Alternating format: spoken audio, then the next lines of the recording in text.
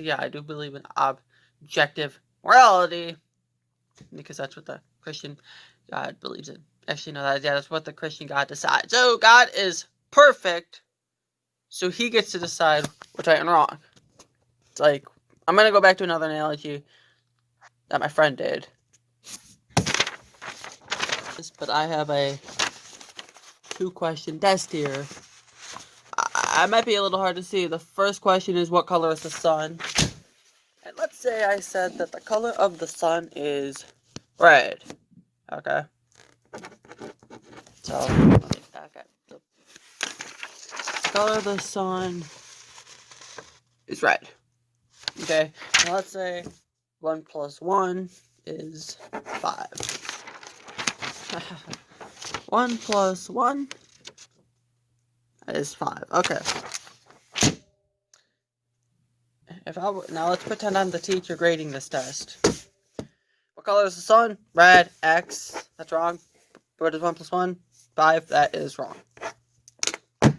Let's go back to pretend that I'm the one who took the test. I failed it. I got a 0 out of 2.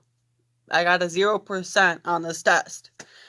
Now, if I wanted to go back and correct this test, I don't think I would be able to correct it myself. I would need a teacher to show me what the correct answers are, or I could go online and look up the correct answers from another source.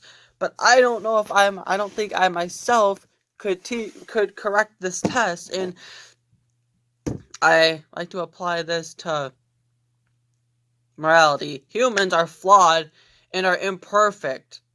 So if life is a test and you pass the test by being perfect, everyone in the world has failed that test by now.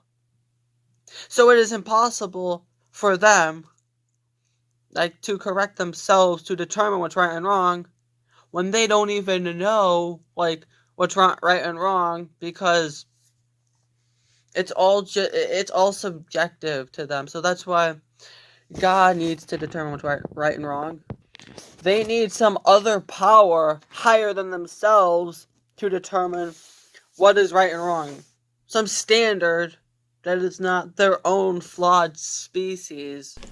Now I'm going to refer to an article titled, "What Do Christians and Atheists Have to Say About Moral Absolutes?"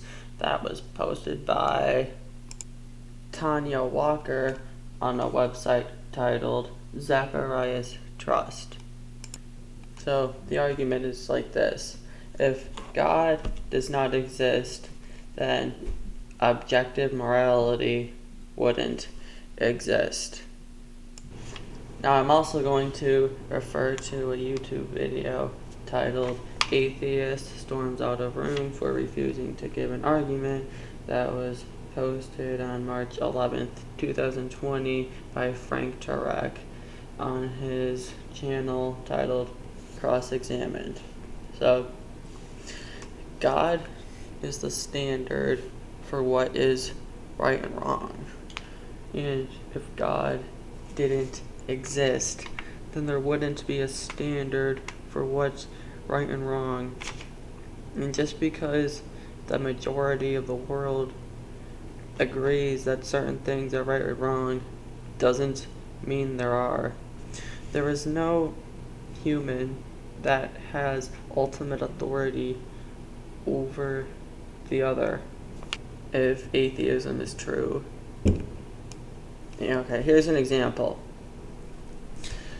Abortion, because people can't agree on whether that's right or wrong. You see, on one side of the Venn diagram, there's people who think that pro-life is the correct view for everyone. And then on the right side, there's people who think pro-choice is the correct view for everyone. And then I wrote other possibilities on the right-hand side of it, because I realized that there's people who hold different views besides those two. But besides, the point is that both pro-life and pro-choice cannot be the correct view for everybody.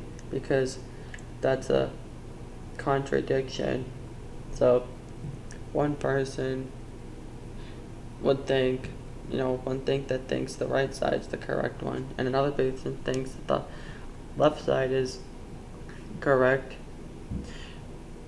If God isn't real, then there is no standard to prove which one of those sides is correct, and that's just their personal opinion. So therefore they have no say. Humans don't have say in whether or not something is right or wrong, and that's why God is the standard, and we need something higher than ourselves to determine what's right and wrong, because He's perfect.